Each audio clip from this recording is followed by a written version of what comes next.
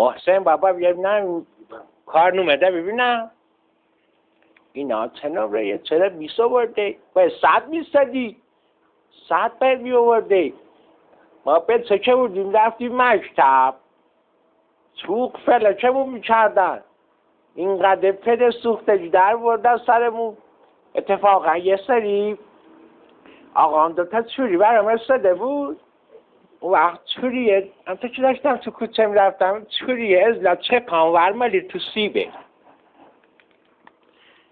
چوریه از تو چه پانور مالی تو سیبه حالا باید برای ترجمه کنم بابا به دردت میخوره یه جا میری یا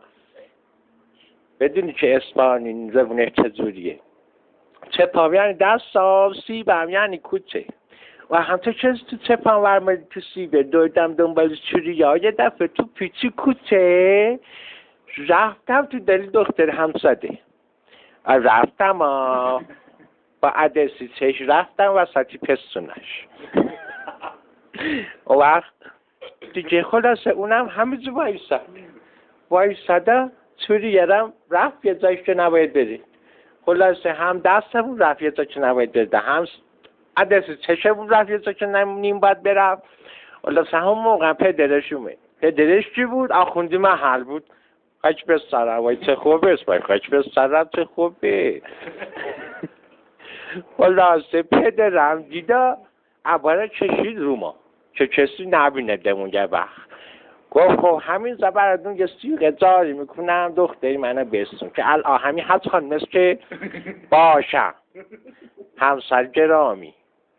کل پدرش ریدم خلاصه ما زیری این عبالی یه کارا چکا کردیم چهره کردیم آده بکن گفتی خوب از آقا بکن تا ما هم دیگه چی راحت کارم نبکنیم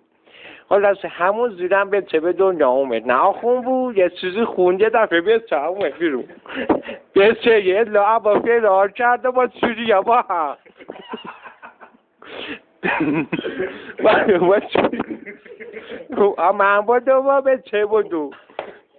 خلاصه خیلی داستان حالا از این داره سیدیم به این که شما درس دا بخون 20 نیار 100 بیار آره بابا